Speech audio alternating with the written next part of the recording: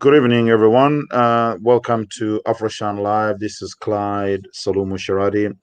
And tonight we're going to be talking about racial discrimination. We know that our communities from time to time experiences some of these, issues. Members of our community are discriminated, and we get lots of stories in the media. Quite often when the African swollen community is in the media, it relates to some stories, and a lot of times it may be relating to discrimination in the community. Tonight we are talking about this topic, and I have with me a special guest, Sean Devendran, who is from LadBible and who is looking to work with African Australian communities to help address discrimination in the community. So I'm going to ask Sean. Sean, how are you tonight? Good, thanks, Clyde. Thank you for having me, mate. No worries. Now, tell us a little bit about yourself and the organization. I understand the organization is called LadBible, and it's one of the largest social media platform in the world. Tell us a bit more about that. Yeah, so LadBible, largest social media platform in the world. We reach 500 million people worldwide and 13 million people in Australia. We've opened up an office here in Australia just under 2 years ago. And essentially it's making sure that we cater to the Australian audience, but also address issues that are important to the people who follow us. So what sort of things you do with your organization? You publish a whole lot of content. Tell us a bit more about what you do there. Yeah, there's a whole realm of content that LadBible covers, and I think it speaks to basically the human experience. So whether it's sports, whether it's news, trending topics, racial discrimination, as you mentioned, climate change, whatever's important to our audience, we're making sure that we're covering that. And also, as the audience has grown over the years to the size of 500 million people worldwide and 13 million people in Australia, we realize that we have a responsibility, and we have the social power to actually use our audience to do some good in the community. And so, sorry, go ahead. No, you go ahead. Go ahead. Sorry. Yeah, over the last few years, we've started to do that through a number of campaigns. Since we've come to Australia, we had a Citizen Reef campaign, which was last year, and that was about making the Great Barrier Reef an Australian citizen, the world's largest living organism. And we felt that if we could have the Australian government recognise the Great Barrier Reef as an Australian citizen, then it would recognise its citizenship rights. So it's basically the right to life, the right to highest level of health, the freedom from inhumane treatment, and the right to maintain subsistence. So if we could hold the government to account on recognising the Great Barrier Reef, then it would be steps forward for them to be able to take action against climate change and protect one of Australia's natural wonders. What we saw across that campaign is that we reached 85 million people worldwide. We had 75,000 Australians all sign a petition that basically went directly to Scott Morrison, to Adam Coleman, to Susan Ley, the powers that be that make the decisions around environmental issues in Australia. And we had, like I said, 75,000 people bombarding their emails, making sure that they're aware that this was important to Australians. And I think the major success off the back of that was, you had Warren Entsch, who's the special envoy for the Great Barrier Reef, and his position before the campaign began was that, the climate change is not an issue and the Great Barrier Reef is fine, it just needs to be managed properly. And then 12 months later, after the campaign, we saw a switch in his position where he said climate change is an issue that we have to deal with, and the Great Barrier Reef needs help. And so we like to think that we contributed some way to swaying the political minds in this space. And so this year, knowing the trending topics of racial injustice around the world, and especially the comments from Scott Morrison talking about how Australians shouldn't adopt the issues of the US and bring them over here, I think that offended a lot of Australians, as we saw the protests on the streets, that there are a lot of people in Australia who all know the name George Floyd, but perhaps they don't know some of the issues that are impacting the African community here. And so that's what we're really looking to bring to light, and not just the African community. We've partnered with the National Justice Project, the National Aboriginal and Torres Strait Islander Legal Service, the Asian Australian Alliance, and Islamophobia Register. And speaking to those people have kind of helped to identify cases that could benefit from the support of a media platform like ourselves to be able to reach a mass audience. And as we all know, the more attention that can be brought to an issue, the more pressure there is on those in charge to have to address those issues. All right. So you've got this program that you putting together that relates to African Australian community. Tell us specifically what is it about and what you would like to be able to achieve. Yeah, so what we did earlier this year, the campaign will be kicking off in January of 2021. And what we're doing is laying down the groundwork at the moment and speaking with our community partners to find out what's important to them and where we can really do help. You know, I think one of the major issues that was recognised earlier in this year is that the Australian media aren't covering these issues like they should be. And so we've looked to commit ourselves to making sure we have one article and at least one video going up each week that addresses racial injustice in Australia. But also I think the important thing here is making sure that we're speaking to all communities. And so that's why we've reached out to, as I mentioned, National Justice Project, National Aboriginal Torres Strait Islander Legal Service, Asian Australian Alliance, and the Islamophobia Register to recognise what are the cases that could really benefit here. And so now what we're looking to do, we've been speaking with a number of people in the African community, and we've been in talks with the African Communities Foundation Australia, and we really want to see how we can assist the African community in the way that they're portrayed. The Australian and New Zealand Criminology Journal have recognised that Australian authorities downplay hate crimes in Australia, particularly towards race, in the media, in police force, and a number of the authorities, even in the healthcare system. And so we feel like if we can help to rectify this in some way, I think awareness is important, definitely. We definitely want to spread awareness around these issues. But if we can put the pressure on those in charge to really see action on the back end of this, some of the cases that we've been looking at, these guys have been fighting for justice for a number of years, in some cases over a decade, to really get a response and really hold some people responsible in some of these race crimes that are happening around Oz. And, they haven't been able to see a result. And I think by amplifying that and with the platform that we have, we'll really be able to help in this space. Yeah, certainly there is a lot of things that can be done in this space. When you look at what is happening in the world, you mentioned the George Floyd case. There's been a few cases in Australia here. What do you think is still taking so long for racism and racial injustice to be minimized, if not eliminated?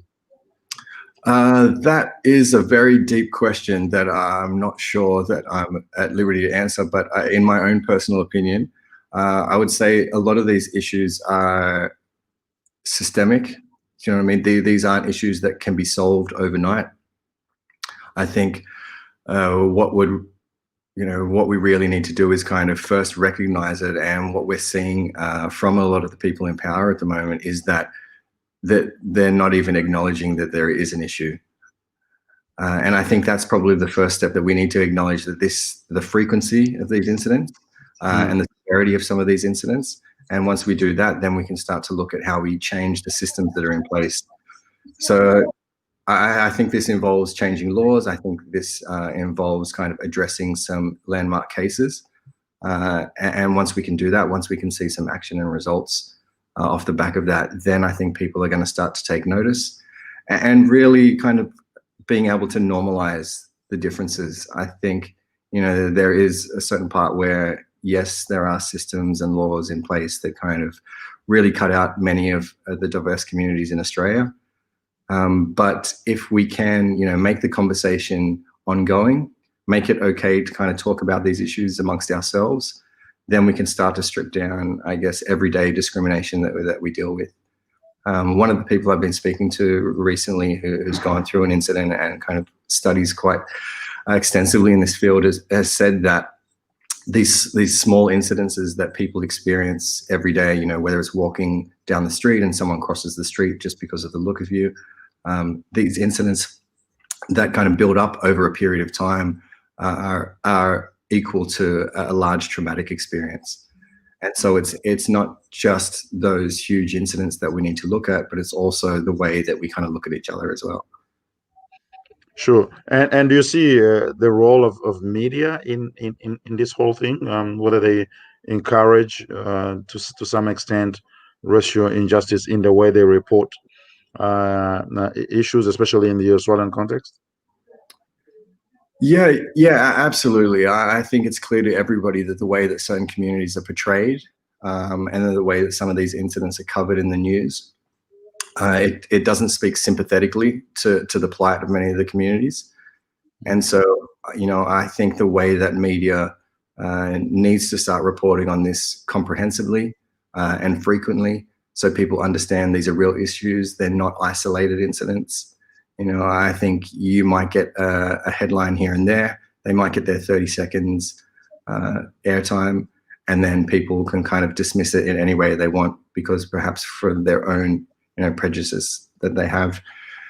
And so I think that's what we're trying to rectify with this campaign, is really report on this thoroughly, fairly, and kind of help people to understand that we're all human, and we all should be treated equally amongst ourselves and in the eyes of the law. And so if we can take steps to kind of spread awareness and also garner the support of a large population, then I think, you know, the powers that be will feel that pressure and have to take action. All right, thank you. Let me remind those watching us that you're watching AfroShine live on African Media Australia. We're talking about racial injustice, addressing racial injustice. And my guest tonight is Sean Devendran from LadBible, which is one of the largest social media platform in the world. And there's a specific program that Sean and LadBible is putting together to try to contribute to improving issues in this particular area. Now, getting back to the media I mentioned, even though most people acknowledge that the media is, to many extent, encouraging racism in the way they portray, but it seems like no one is really ready to do anything about it.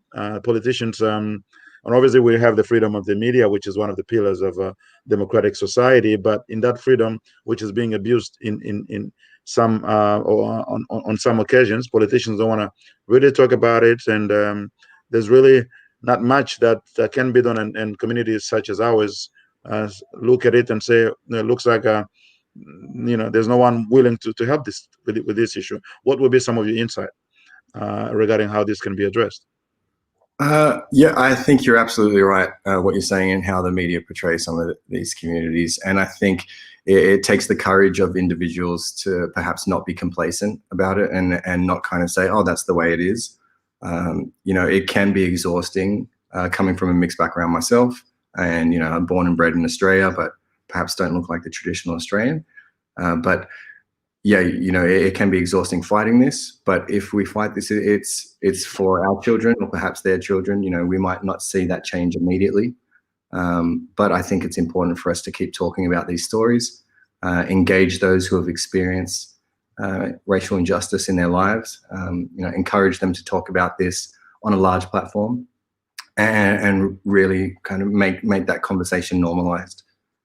I think the more that we hide away from it and the more that the media deny that this is an issue, the easier it is for everyone to say, oh, that's the way it is, and, you know, we can't do anything about it. But if people are willing to, you know, constructively discuss these topics, and that's why we're partnering with these communities and the organizations that are fighting this to really identify what those issues are, and really bring forward stories that are going to capture and engage an audience to want to support the issues. You know, I think. Sorry, go ahead. No, you go ahead. Sorry for interrupting. No. I was going to say is that if we're talking about it, if we're putting the pressure on the powers that be, then they'll know, you know, this is an important issue, and we can move forward from there. And I suppose that's where organizations such as yours can help, because the power of social media is obviously nothing that needs to be demonstrated anymore. And if people are having good conversations on that, positive conversation, and then you can use the number of people that you have to highlight stories, and that's why you're wanting to actually get people and organizations within the African community to work with you to identify some of these stories and put them across. Is that the whole essence of this program? Is it? Yeah, absolutely. And I want to thank you, Clyde, for having us on and giving us the opportunity to reach out to the African community and really ask them that anyone who's experienced racial injustice in their life and would like to speak about it and feel like perhaps that their particular situation can be helped, or they can help others by telling their story, to leave comments in your Facebook Live, on your YouTube, and so we can reach out to them, have those conversations. We'd also, we understand that the African Communities Foundation Australia are in Victoria during this time, and especially building up this campaign during COVID. It's quite difficult to be able to support in certain regions and move within states. And so we'd really like to call out to any African community organisations in New South Wales that feel that they could benefit from partnering on a platform like ours, and be able to really kind of amplify their message. To also, reach out to Clyde, reach out to myself, or leave comments below and let us know how we can work with you and how we can help support. So are you specifically just targeting African communities and individuals, I'm assuming, in New South Wales, or is it open to other communities around Australia? Absolutely. All around Australia, I would say that any African communities that are experiencing this, to definitely reach out. As we know, there's a large African community in Victoria, but there are also large communities throughout all the states in Australia. And we really want to hear all of those stories to really build a case so people can see how robust this issue is.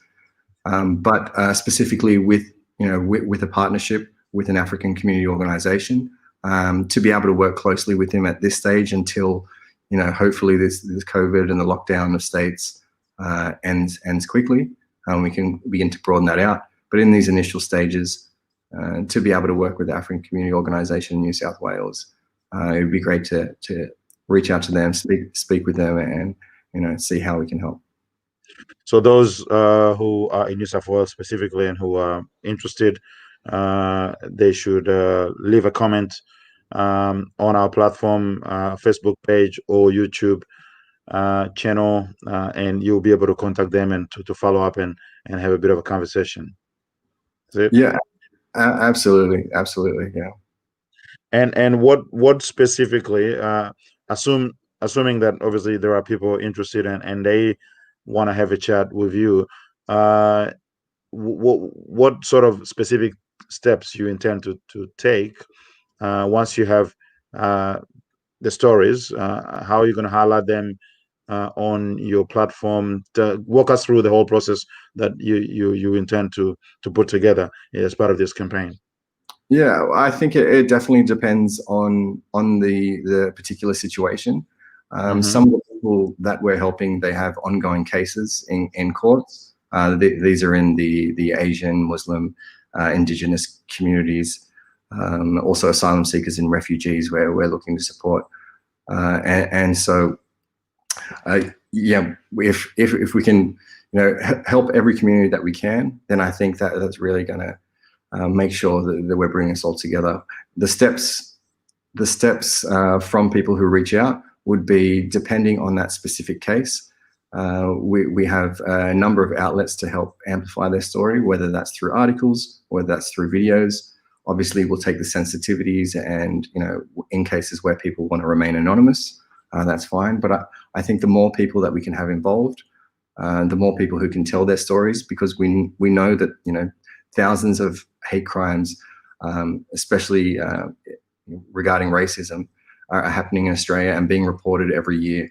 And I believe in the history of Australia, only 20 people have ever been charged of hate crimes. So the numbers are there, and I think the more stories that we can get out, the more that we can really talk to this issue, and the more people that have the courage to come forward, and then the stronger our case is. And is there any particular type of organizations or any particular type of stories you would like to hear, and then others? You look, I think everyone, especially in diverse communities, they all experience racism or racial injustice in their own way. I think that the stories that really capture the hearts of humans, of a mass audience, are those that are particularly severe.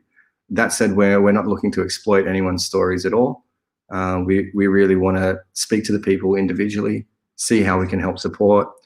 If there's a particular issue, one lady I was speaking today has recognized that there are systemic issues in the health system and the way that people from diverse communities are treated. And so the more specific stories that we can get, the more we can kind of build this whole idea that this isn't something that is just happening in the US. This is something that's been going on for a long time in Australia and needs to be properly addressed. And let me remind still those who are watching, please make comments. If you want to ask questions as well, you're more than welcome. We can take a few questions and put it to our guest, Sean, tonight. Now, Sean, is this campaign somehow inspired or influenced by the whole George Floyd thing in the US in some ways? I think what we're seeing in terms, and this has been happening, I'm getting a few years on me now, but this has been happening for a while, and you see a cyclical response from the populations around the world about these issues. And so, it does peak at one point, and then, another incident comes into the news and suddenly it's relevant again.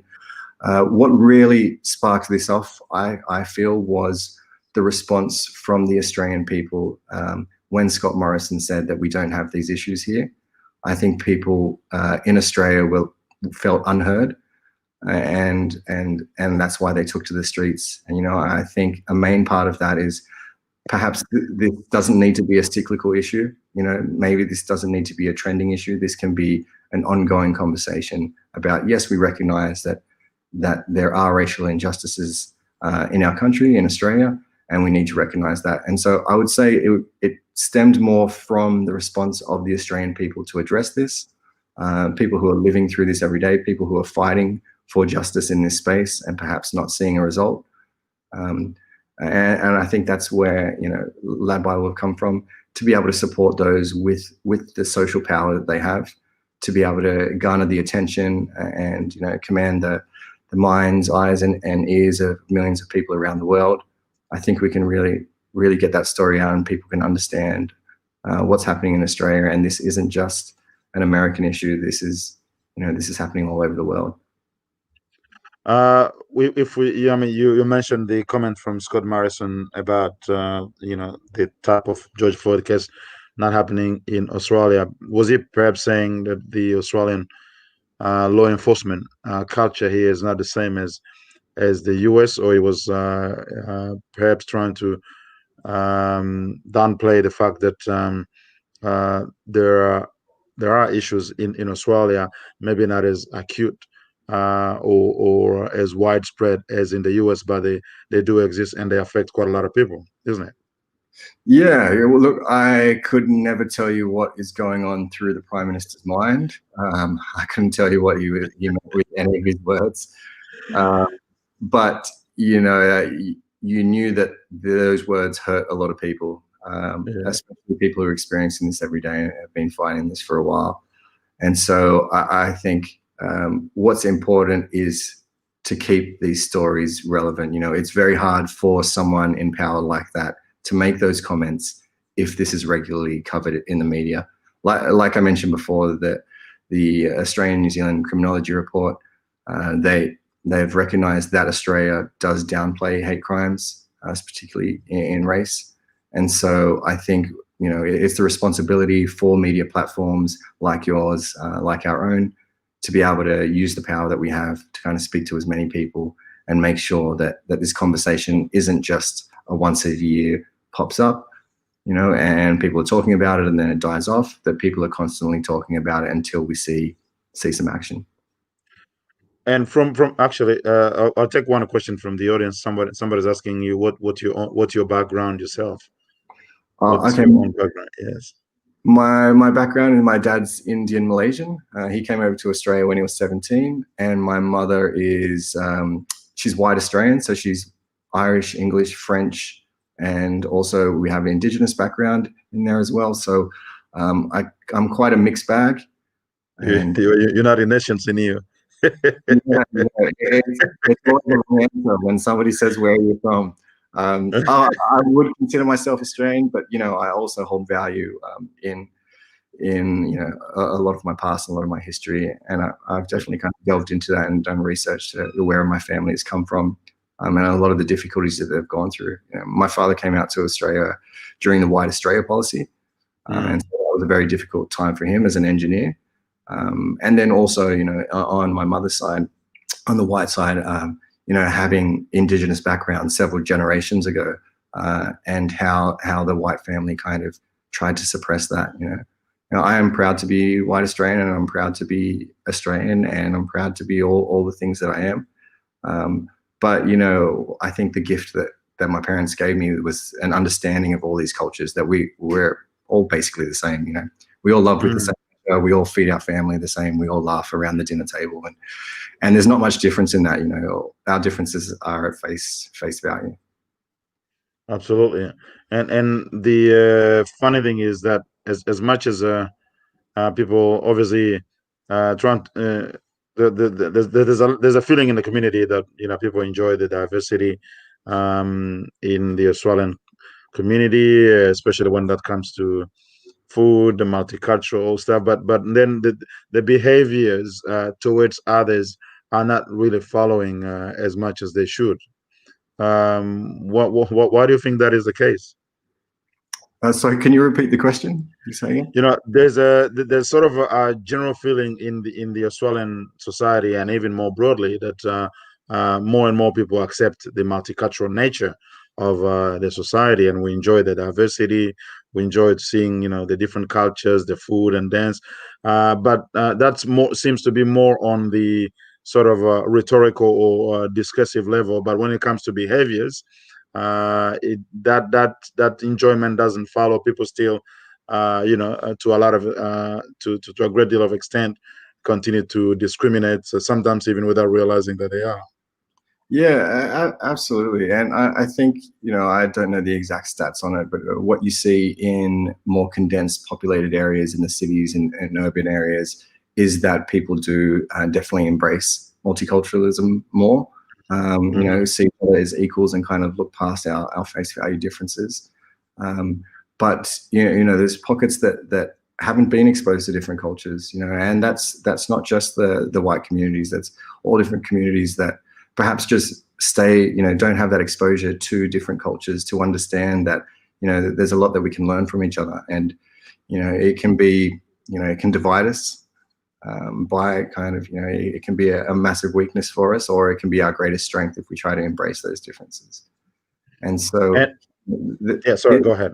Sorry, I had to interrupt. Go ahead. No, that's okay. I think it's important to embrace that, and there is conversation, and it's inspiring to say we're a multicultural society, and we draw strength from this, but we really want to see all corners of how our society works to kind of step up to that plate and say, there is a lot that we can learn by coming together rather than trying to divide ourselves by our backgrounds.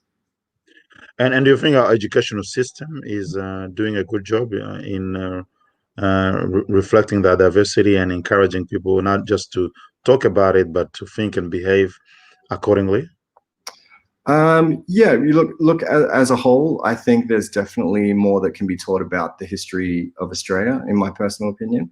I think that there is a deep richness to our Indigenous heritage that we all need to learn. And I know that there are a lot of teachers out there and a lot of schools that support that, and try to teach people about what the history of the country is and the history of other countries, and whether it's refugees who have come out for a different reason, giving some sort of understanding to why Australia has become a multicultural country and where these people have come from. I don't think a lot of sometimes a lot of people don't understand that people are escaping really, really bad situations. And I've seen firsthand when people are educated on those things, them saying, "Oh, look, I had no idea," and starting to see different communities in a different light. All right. We approaching the end of the show tonight. Perhaps let's talk about I mean, how long this whole campaign is going to last. Yeah, go ahead. Sorry. Yeah, so we'll launch in January, and then it'll be ongoing. We'll make sure that our partners continue to get the support they need. We'll make sure that we're staying to our commitment of covering at least one story on racial injustice in Australia, and making sure one video goes out across our platforms so people are aware of what's going on. And hopefully this sets an example for other media platforms to say, okay, the audience are engaged in this, and they are being educated by this, and they are being aware, and it's garnering support for the people who need it. And hopefully it's a step in the right direction for the media landscape across Oz. All right. And what would be sort of your last message to the African Australian communities out there in terms of really you wanting to engage with them, and how you would want them to assist in highlighting this campaign? Yeah, I would say that anyone who has experienced racial injustice, however severe, whether it is something that they're continuing to fight justice for, or whether it's something they've been ignoring for some time and would like to talk about it and would like to get their message out there. I think history has shown, a lot of people who have the courage to stand up and tell their story, they can really change the lives of others. And for any African community organisations within New South Wales or even across Australia who'd like to reach out and speak with us about how we could possibly help, how we could use our platform to help amplify their message and their plight, then please reach out, leave a comment below, on the YouTube, on Facebook, and we'll definitely reach out to you guys and have that conversation and see how we can help. All right, Sean Devendran from LadBible, thank you very much for your time to Africa Media Australia. We wish you good luck for this campaign, and we'll certainly try to amplify the voice from this end at Africa Media Australia to trying to get people throughout African communities around Australia and New South Wales specifically to reach out and share the stories, because it's important for these stories to be shared. It's important for action to be taken so that the issues that communities are facing and that are negatively affecting the lives of individuals in Australia, especially those from multicultural and vulnerable communities. That's a very important thing. So we wish you good luck, and be happy to support in any way we can. Good. Thank you so much, Clyde. Thank you for having me. No worries. Thank you very much. And thank you for all of you guys watching. And as we said earlier, make some comments, leave some comments so that eventually you can be contacted by Sean. If you have story, encourage your friends and relatives, share this video so that we have more stories, and this will help to highlight these issues that are very important in the community. Until next time, stay blessed. Thanks very much. Thanks, Clyde. Cheers. Bye-bye.